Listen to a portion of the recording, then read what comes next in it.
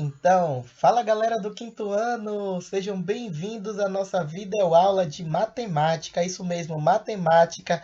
Hoje é sexta-feira, mas eu tô aqui com vocês em matemática. Bom dia, boa tarde ou boa noite, né, dependendo do horário que você está assistindo esse vídeo. E na videoaula de matemática de hoje nós vamos falar de grandezas proporcionais, tá bom? Vocês vão entender direitinho esse assunto quando a gente iniciar a nossa videoaula. Vem comigo que a gente já está começando. Bem, para eu explicar melhor esse assunto de grandezas proporcionais, eu vou começar com um exemplo de uma receita.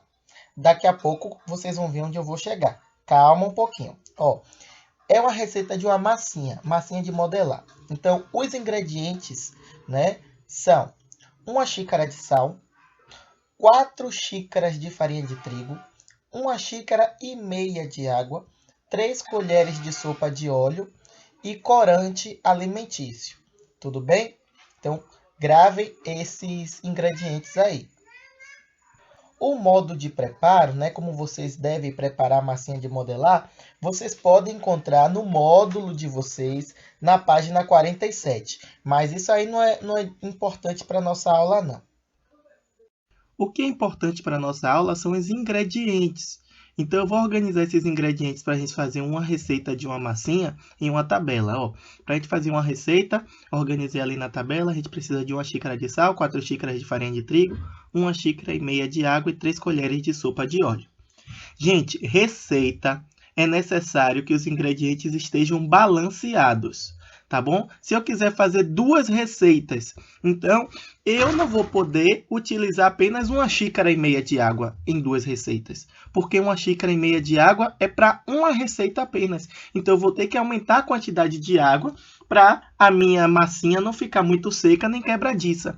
Agora eu também não vou poder botar muita água para a minha massinha não ficar muito mole. Então eu tenho que saber a quantidade exata para fazer 2 receitas de massinha. Então, o que é que eu posso fazer? Eu posso trabalhar a proporcionalidade. Então, a proporcionalidade é o seguinte: se em uma receita eu usava 1 xícara de sal, em 2 receitas eu vou usar 2 xícaras de sal. É o dobro.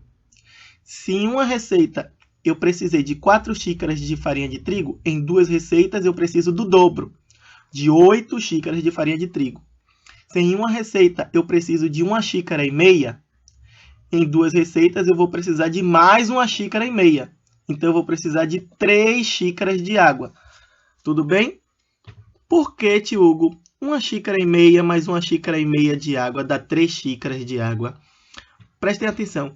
Quando você toma 1,5 no teste, mais 1,5 na prova, juntando 1,5 mais 1,5 dá quanto? 3. Então, juntando 1,5 xícara de água mais 1,5 xícara de água, dá 3 xícaras de água. Tudo bem? Então, é sempre o dobro aí. Se eu tinha uma receita para 2 receitas, é o dobro. Então, 3 colheres de sopa de óleo, eu vou precisar de 6 colheres de sopa de óleo. Então, observe que a quantidade de receitas, né, e a quantidade de cada ingrediente, elas dobram. Ou seja, as quantidades aumentaram na mesma proporção.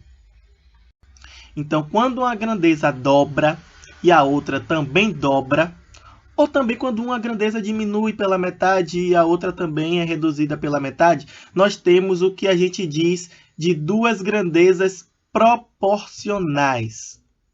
Eu trouxe um outro exemplo aqui. Então, vejam aí o preço de uma embalagem de uma massinha de modelar. Né? Nessa caixa, né, nessa embalagem, vem 6 unidades de massinha. Então, deixa eu botar na tabela aqui que vem 6 unidades de massinha de modelar. E qual é o preço de 6 unidades? R$3. Estou completando a tabela. Minha pergunta é a seguinte: se eu quiser saber o preço de 18 unidades de massinha de modelar iguais a essa aí, qual vai ser o valor? Como é que eu devo calcular? Então, eu tenho que utilizar a proporcionalidade.